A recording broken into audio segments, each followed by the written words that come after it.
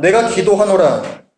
너희 사랑을 지식과 모든 총명으로 점점 더 풍성하게 하사 너희로 지극히 선한 것을 분별하며 또 진실하여 허물 없이 그리스도의 날까지 이르고 예수 그리스도로 말미암아 의의 열매가 가득하여 하나님의 영광과 찬송이 되기를 원하노라.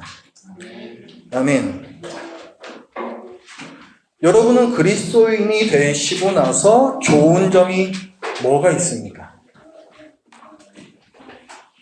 저도 한번 생각을 해봤는데요. 저는 그리스도인이 되고 나서 좋은 점, 구원을 얻었다. 이게 가장 좋은 점입니다. 구원을 얻었다라는 말은 하나의 문장이지만 이 안에는 많은 의미를 포함하고 있습니다. 이 말 안에는, 구원을 얻었다라는 말 안에는 이 세상이 왜 생겼는지, 그리고 이 세상이 앞으로 어떻게 될 것인지 알게 되었다. 이런 말도 그 안에 포함이 되어 있고요. 내가 그 역사에, 그 큰 역사에 어디쯤을 살고 있는 것인지 그것을 알게 되었다. 또 이런 의미가 있습니다. 다시 말해서 내가 구원을 얻었다라는 것은 내가 누군지 알게 되었고 내가 왜 사는지 그 삶의 의미를 찾았다라는 것이죠. 그것이 구원을 얻은 제가 그리스도인이 되고 나서 가장 좋은 점입니다. 반대로 그리스도인이 되고 나서 안 좋은 점도 있어요. 제게는 없던 고민이 생겼습니다. 나는 그리스도인답게 하나님께서 보시기에 부끄럽지 않게 살고 있는가? 제가 예수 그리스도를 믿기 전에는 전혀 하지 않았던 고민을 지금은 하고 있습니다. 만약에 제가 교회 밖에 사람들과 다를 바가 없다면 참 그리스도인이라고 할 수가 없을 거예요. 오늘 빌립보서 1장 1절 말씀을 보면 사도 바울은 빌립보 교회의 교인들을 성도라고 부릅니다. 그리스도 예수의 종 바울과 디모데는 그리스도 예수 안에서 빌립보에 사는 모든 성도와 빌립보 교인들을 성도라고 부르고 있어요. 성도라는 것은 거룩한 무리라는 뜻입니다. 거룩하다라는 것은 다른 존재와 구별되었다는 뜻이에요. 구별되었다. 그것이 거룩하다의 뜻입니다. 구별되었다. 그렇다면 성도인 우리는 날이 갈수록 다른 사람들과는 뭔가 다른 세상과는 구별된 사람이 되어 가야만 하는 것입니다. 그렇기 때문에 그리스도인다워짐이라는 것은 우리의 목표여야 해요. 왜냐하면 이것은 또한 우리 주님의 바람이기 때문에 그렇습니다. 사도 바울은 이렇게 얘기합니다. 우리가 그를 전파하여 예수 그리스도를 전파하여 각 사람을 권하고 모든 지혜로 각 사람을 가르침은 그 목적이 있다는 거예요. 왜 사도 바울이 그렇게 매를 맞으면서 죽음의 위협을 감수하면서까지 복음을 열심히 전하고 그 사람들을 열심히 가르쳤는가? 그 이유는 각 사람을 그리스도 안에서 완전한 자로 세우려 함이었다. 이렇게 얘기합니다. 그리스도인의 성장, 성숙에 대해서 얘기를 하고 있습니다. 베드로 사도도 비슷한 얘기를 해요. 오직 우리 주, 곧 구주 예수 그리스도의 은혜와 그를 아는 지식에서 자라가라. 자라가라. 자라나야만 한다. 베드로 사도는 얘기합니다. 자라지 않는 그리스도인, 성숙해지지 않는 교회는 좋지 않은 거예요. 그런데 빌립보 교회에도 이런 성숙하지 못한 모습이 있었습니다. 2장 말씀을 보면 성도들끼리 다툼이 있었어요. 서로 간에 다툼이 있었습니다. 왜 다툼이 있었을까요? 왜 성도들끼리 다툼이 있었겠습니까? 단지 그들이 정말 완전치 못한 사람들이었기 때문에 불완전한 사람들끼리 다툼이 난 걸까요? 여기 있는 저를 포함한 모든 분들 중에서 완전한 분은 단 한 사람도 없습니다. 그런데 어떤 교회는 다툼이 있고 어떤 교회는 다툼이 없어요. 왜 그럴까요? 사랑이 있느냐 없느냐의 차이입니다. 왜 빌립보 교회에서 교인들이 다투었는가? 그들에게 사랑이 부족했기 때문에 그런 거예요. 사랑이, 예수 그리스도를 믿고 나면 사랑이 자꾸 자라나야 하는데 그 자라남이 없었다는 것입니다. 그리고 또 빌립보 교회의 또 다른 문제, 이 교인들은 교회 밖의 사람들과 다를 바가 없이 이 땅에서 부귀 영화를 추구하면서 살았습니다.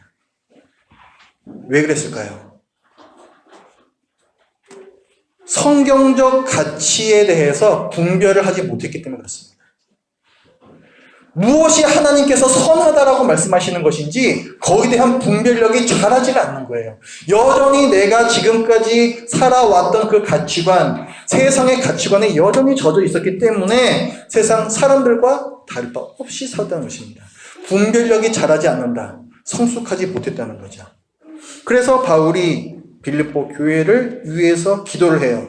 9절 말씀 같이 읽어볼까요? 시작. 내가 기도하노라 너희 사랑을 지식과 모든 총명으로 점점 더 풍성하게 하사. 너희 사랑이 점점 더 풍성하게 자라기를 원한다. 10절도 같이 읽어봅니다. 시작. 너희로 지극히 선한 것을 분별하며 또 진실하여 허물 없이 그리스도의 날까지 이루고. 자, 분별력이 자라나기를, 성경적인 가치를 분별하여서 그것대로 너희들이 살아내기를 사도 바울은 기도를 해요. 그러니까 바울은 신앙의 성숙이라는 것, 그리스도인다워진다라는 것을 크게 두 가지로 요약을 하고 있는 거예요. 첫 번째는 사랑함이고 두 번째는 거룩함입니다. 첫 번째 사랑함. 사랑함은 누구를 사랑하는 거겠어요? 하나님을 사랑하는 것이고 이웃을 사랑하는 것입니다. 하나님께서 요구하시는 사랑의 수준은 이 세상이 말하는 사랑의 수준과는 전혀 달라요. 그 수준이, 하나님께서 원하시는 수준이 어디에 기록이 되어 있습니까? 성경에 기록되어 있죠. 성경에 기록되어 있어요. 마태복음 22장에서 이렇게 말씀합니다. 내 마음을 다하고 목숨을 다하고 뜻을 다하여 주 너의 하나님을 사랑하라. 또 내 이웃을 내 자신같이 사랑하라. 이 두 계명이, 하나님을 사랑하라, 내 이웃을 사랑하라, 이 두 계명이 온 율법과 선지자의 강령이니라. 온 율법과 선지자라는 건, 율법이라는 건 율법서를 말하는 것이고 선지자라는 것은 선지서를 말하는 거예요. 즉 구약 전체를 말하는 것입니다. 구약 성경, 예수님 시대에는 구약 성경밖에 없었잖아요. 그러니까 성경 전체에서 말하는 게 뭐냐? 하나님을 사랑하라, 이웃을 사랑하라, 이 두 계명이라는 거예요. 그러니까 하나님께서 원하시는 그 사랑의 수준을 우리는 어디에서 찾을 수가 있는 거다? 그 성경에서 찾을 수 있다. 성경에서. 그래서 9절 말씀을 보면 너희 사랑이 점점 더 풍성해지기를 원하는데 어떻게 하면 그 사랑이 풍성해질 수 있느냐라고 했을 때 지식과 모든 총명으로 점점 더 사랑이 풍성하게 될 거다. 이렇게 말씀해요. 지식 없는 사랑은 성경적인 사랑이 아니라는 거예요. 맹목적인 사랑은 성경적인 사랑이 아니라는 거예요. 내가 예수 그리스도가 누구신지를 알 때에 비로소 참된 사랑이 가능하다라는 거예요. 두 번째, 그리스도인다워짐, 영적 성숙의 두 번째는 거룩함이라고 했습니다.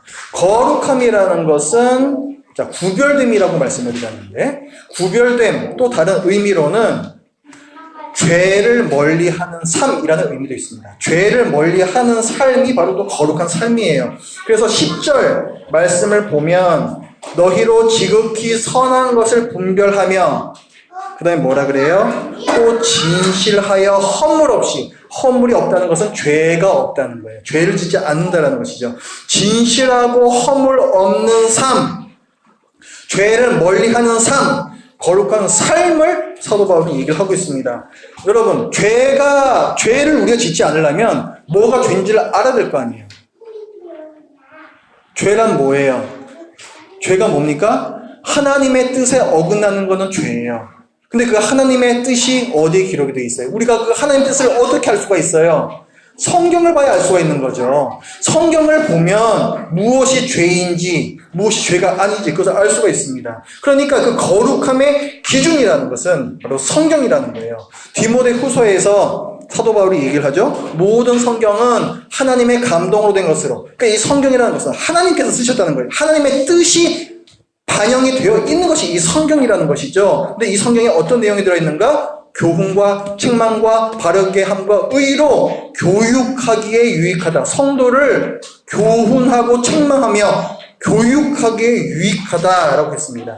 그래서 그 목적은 무엇인가? 그 교육의 목적은 무엇인가? 이는 하나님의 사람으로 온전하게 하여 자라나게 한다는 거예요. 성숙해 한다는 것이죠. 모든 선한 일을 행할 능력을 갖추게 하려 함이라. 성경을 알 때에 우리는 거룩한 삶을 살 수가 있습니다. 자, 그럼 어때요? 사랑함이라는 것도 성경을 알아야 참 사랑이 가능한 것이고, 거룩함도 성경을 알 때에 가능한 것이고, 결론적으로 그리스도인다워진다라는 것은 성경적인 사람이 되는 거예요. 그래서 우리 교회 역사를 보면 믿지 않는 사람들이 그리스도인들을 보면서 그 책의 사람들이라고 불렀습니다. 그 책이라는 것은 성경을 가리키는 거예요. 그리스도인들, 우리하고 뭔가 좀 다른데 뭐가 다른가 했더니 걔네들은 항상 성경 얘기를 해. 걔네들은 성경이 기준이야. 그래서 붙은 별명이 그 책의 사람들이에요. 성숙한 그리스도인이 되기 위해서는 기본적으로 성경을 알아야 합니다. 제가 늘 강조를 드리죠. 여러분이 주일 예배에 오셔서 여기서 1시간, 1시간 반 예배 드리고 성경 공부하는 것만으로는 여러분은 절대로 여러분의 신앙을 성장시킬 수 없다. 여러분이 어느 교회를 가든지 그건 마찬가지라고 제가 누누이 말씀드립니다. 일주일에 1시간 수학 공부하는 친구가 수학을 잘할 가능성은 전혀 없는 거예요. 신앙이 있어서도 마찬가지입니다. 일주일에 1시간 성경 좀 보면서 내 신앙이 잘 유지될 거야. 그거는 이렇게 말씀해서 죄송합니다. 도둑놈 신부예요, 그거는. 그건 말도 안 되는 겁니다. 가정 예배 드리십시오. 매일매일 성경을 보세요. 혼자서 큐티 하십시오. 성경을 보시면서 정리하시고 묵상하세요. 이 말씀과 무슨 의미인가 묵상하십시오. 그리고 가능하다면 여러분의 마음에 와닿는 그런 중요한 말씀들이 있어요. 암송하십시오. 암송하세요. 여러분이 힘들 때에 여러분이 암송했던 그 말씀이 엄청난 힘이 됩니다. 성경 공부하십시오. 우리 교회에서 또 성경학교 이제 시작할 거예요. 이번 주 말고 다음 주부터 이제 시작을 하게 될 겁니다. 성경 공부에 꼭 참석하셔서 성경에 대한 지식을 넓혀가세요. 여러분이 아는 만큼 여러분의 은혜의 지평도 더 넓어집니다. 더 나아가서 여러분에게 저는 신학을 공부하라고 저는 권해드립니다. 신학을 공부해요. 신학을 공부하는 게 무슨 신학교에서 배우는 그런 수준 괜찮죠? 하지만 꼭 그 수준이 아니더라도 여러분이 단순하게 이 성경을 읽고 큐티하고 그 정도 수준은 여러분은 넘어서셔야 됩니다. 히브리서 6장에서 이렇게 얘기해요. 그러므로 우리가 그리스도의 도의 초보를 버리고, 그러니까 언제까지나 그 초보적인 신앙, 초보적인 지식에 머물러 있으면 안 된다는 거예요. 죽은 행실을 회개함과 하나님께 대한 신앙과 세례들과 안수와 죽은 자의 부활과 영원한 심판에 관한 교훈의 털을 다시 닦지 말고. 여러분 회개에 대해서 설명하실 수 있습니까? 여러분 세례에 대해서, 안수에 대해서, 죽은 자의 부활에 대해서, 또 영원한 심판에 대해서 여러분들 설명하실 수 있습니까? 설명하실 수 있어야 돼요. 성경은 그것을 그리스도의 도의 초보라고 얘기합니다. 그것을 아셔야만 하는 것이고, 그것을 다시 닦지 말고 더 넘어설 것을 요구해요. 완전한 대로 나아가지니라. 성경이 여러분에게 요구하고 있는 성경 지식의 수준이 얼마나 높은 것인지 우리는 알아야 돼요. 대충 예수님 믿으면 구원 받는 거고, 그래서 그리스도인은 대충 사랑하면서 살면 되는 거고, 초보라는 거예요. 그 정도는 교회 한 달만 다 가는 거 아닙니까? 초보라는 거예요. 공부하세요. 제가 제 목회도서 다 오픈해드렸잖아요. 갖다 보세요. 제발 갖다 보십시오. 조금 어려워도요, 보다 보면 익숙해집니다. 또 보다 보면 자꾸 지식이 쌓이잖아요. 그러면은 예전에는 어려워서 못 보던 책들도 그다음부터 읽혀요. 갖다 보십시오. 아이들이 어릴 때에는 수영장 바다 놀러가도 얕은 물에서만 찰박거리면서 놀아요. 근데 애들이 크면요, 거기서 놀라 그래도 거기서 안 놀아요. 자꾸 더 깊은 데로 간다고요. 왜 그래요? 더 깊은 데로 가야 재밌거든요. 그렇잖아요. 우리 신앙도 똑같습니다. 우리 신앙도 자꾸 깊은 곳으로 나아가야 그게 운동이 되고 이렇게 근육이 붙고 그래서 더 깊은 곳에서 잘 수영을 할 수 있게 되는 거예요. 계속 그 얕은 물에서 발만 이렇게 담그면서 놀게 되면요, 근육이 안 붙습니다. 교훈의 초보를, 그 수준을 넘어서지를 못하는 거예요. 어렵다고만 생각하지 마시고 자꾸 보세요. 그러면 됩니다. 다 돼요. 다. 안 된 사람은 없어요. 자, 우리가 지금 성경을 알아야 한다를 계속해서 얘기를 했습니다. 성경을 아는 것이 굉장히 중요한 것이라 얘기했는데, 성경을 안다는 것은요, 다른 말로 하면 예수 그리스도를 아는 것입니다. 우리가 성경을 알아야 하는 그 목적은 예수 그리스도를 아는 데 있어야 돼요. 예수님께서 요한복음에서 말씀하십니다. 너희가 성경에서 영생을 얻는 줄 생각하고 성경을 연구하거니와 이 성경은 곧 누구에 대해서 증언하는 것이니라? 나에 대하여 증언하는 것이니라. 결국 성경이 뭘 얘기하는 건지 알아? 영생에 대해서 얘기하는 건데 결국은 나 예수에 대해서 얘기하는 거야. 그게 성경을 연구하는 목적이야. 예수님께서 친히 말씀해 주셨습니다. 성경을 아는 것의 목적은 우리 사변적인 지식 같은 거 계속 넓혀가는 게 있는 게 아니에요. 그것을 통해서 우리는 예수 그리스도를 더 잘 알게 됩니다. 그래서 공부를 해야 되는 거예요.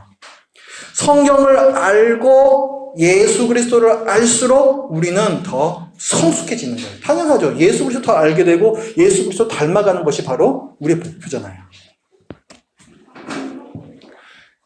알아야 한다라고 했습니다. 그런데 뭔가를 안다라고 했을 때에는 이 안다에는 두 가지 종류가 있어요.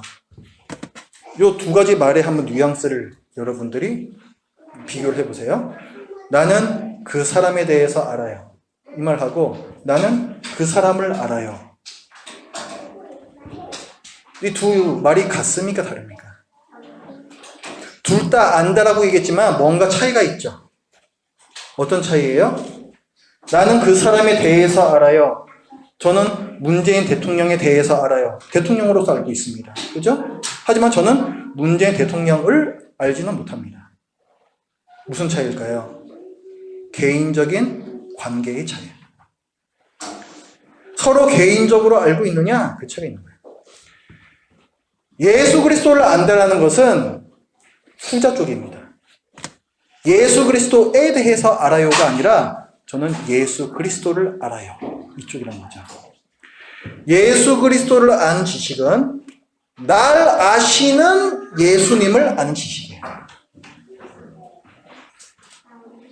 여러분이 아는 예수님은 여러분을 알고 계시다라고 스스로 생각을 하십니까?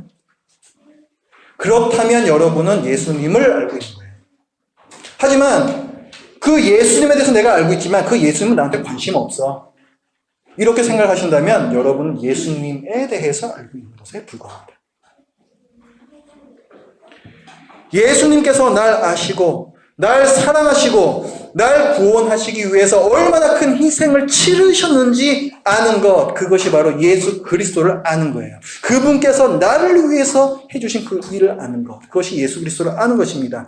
내가 그 예수님을 알고 그분의 사랑을 느끼고 그분 때문에 감격하는 것, 이것이 바로 예수 그리스도를 아는 거예요. 그 지식이 나를 거룩하게 하고 더더욱 사랑하게끔 합니다. 왜 하나님을 사랑하지 않고 다른 사람을 사랑하지 않는가? 예수 그리스도를 모르기 때문에 그렇습니다. 내가 왜 여전히 죄를 사랑할까?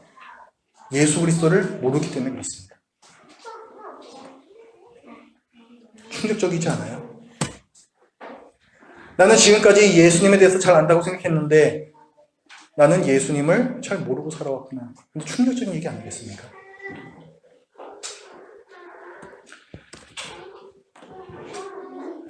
저도 설교를 준비하면서 생각해 봤어요. 나는 왜 더 거룩하게 살지 않는 거지? 나는 왜 더 사랑하면서 살지 않는 거지? 저는 제가 아직 예수님을 충분히 알지 못한다라고 고백하지 않을 수가 없어요. 성경과 많은 책들을 그렇게 지독하게 읽고 공부했지만 여전히 멀었구나. 예수 그리스도에 대한 지식의 진보에 비해서 예수 그리스도를 아는 지식은 진보가 너무 더디구나. 그런 생각을 했습니다. 저는 영적으로 더 성숙해지고 싶어요. 더 사랑하고 더 거룩한 그리스도인이 되고 싶습니다. 간절한 바람이에요. 그런데 이 쉽지 않은 바람이 이루어지게 하는 능력이 있다는 거예요. 그 능력은 뭐냐면 기도입니다. 사도 바울이 빌립보 교인들에 대해서 영적 성숙을 요구하고 있잖아요. 그런데 그때에 뭐라고 말문을 여는가 보십시오. 9절 이렇게 얘기하죠. 내가 기도하노라. 이렇게. 너희가 성숙해져야 된다는 얘기는 그 뒤에 계속 이어져서 나옵니다. 사도 바울은 얘기해요. 내가 기도하노라. 나는 너희가 그리스도를 더욱 알기를 기도하노라. 나는 너희의 사랑이 더 풍성해지기를 기도하노라. 나는 너희가 더욱 거룩해지기를 기도하노라.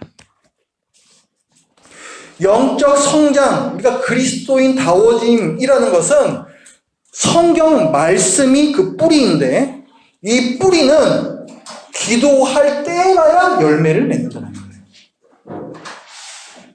기도할 때에 예수님에 대해서 아는 지식이 예수 그리스도를 아는 지식으로 녹아집니다. 기도할 때에 말씀이 여러분의 삶을 지배를 해요. 기도할 때에 사랑함과 거룩함이 자라납니다. 기도는 전지전능하시고 우리를 사랑하시는 하나님께 구하는 것이죠. 모든 것을 다 아시는 하나님의 간섭을 요청하는 것이기 때문에 미련해 보이지만 가장 지혜로운 것입니다. 기도는 모든 것을 하실 수 있는 하나님의 도움을 요청하는 것이기 때문에 무력해 보이지만 가장 강력한 것입니다. 기도는 그 아들을 주시기까지 우리를 사랑하시는 하나님께 나아가는 것이기 때문에 막연해 보이지만 가장 확실합니다. 그래서 바울이 빌립보 교인들의 영적 성숙을 놓고 하나님께 기도하는 거예요. 빌립보서를 비롯해서 다른 서신서들을 보면 사도 바울이 매우 기뻐할 때가 있습니다. 공통점이 있어요. 사도 바울은 그 교인들의 믿음이 자라갈 때 기뻐합니다.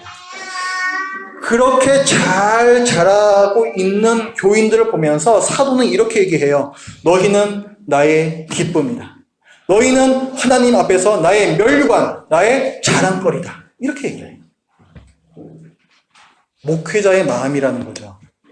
저도 그렇습니다. 여러분이 성경과 예수 그리스도를 아는 지식이 점점 늘어가는 것을 볼 때마다 기쁩니다. 여러분이 크고 작은 모습으로 그리스도의 사랑을 다른 사람에게로 흘려보내는 그 모습을 볼 때에 저는 행복합니다. 여러분의 가치가 세상적인 것에서 성경적인 가치로 바뀌고 그렇게 살려고 몸부림치는 것을 볼 때에 저는 감사합니다.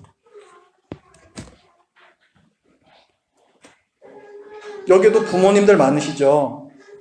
여러분들이 여러분들의 아이들을 바라보는 거하고 비슷한 거예요.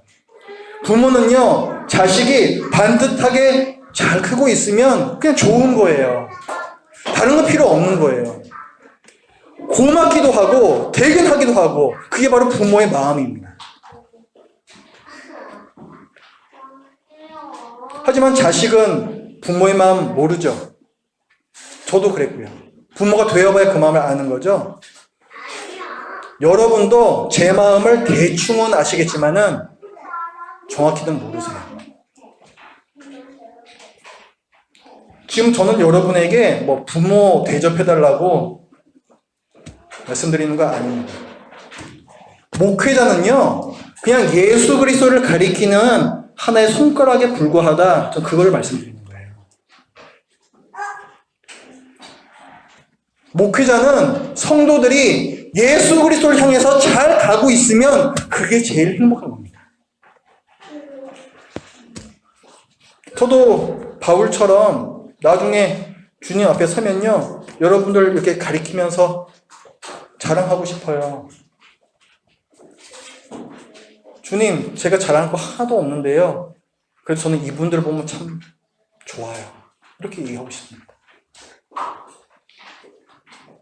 그리고 나중에 천국 갔을 때 여러분이 저 가리키면서 그래도 저 사람이 조금은 도움이 되더라고요, 이 말 한마디만 해주셔도 참 좋겠어요.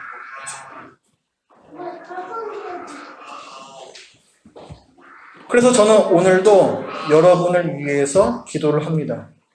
나는 기도하노라, 너희가 그리스도를 더욱 알기를. 나는 기도하노라, 너희의 사랑이 더욱 풍성해지기를. 나는 기도하노라, 너희가 분별력이 생겨 더욱 거룩해지기를. 여러분의 자녀를 보시면서도 늘 이런 기도를 해주십시오. 기도하겠습니다.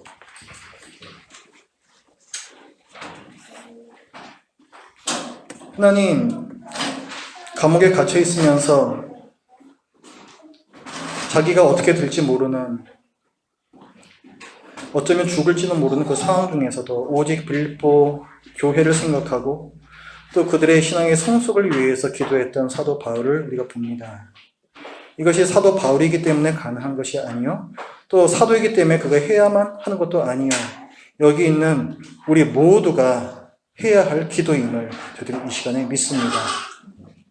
저희들의 삶 가운데 사랑함과 거룩함이 여전히 부족합니다.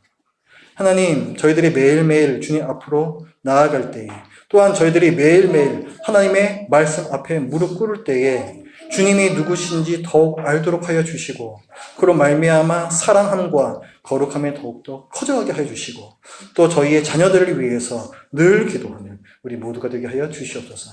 예수님의 이름으로 기도드립니다. 아멘.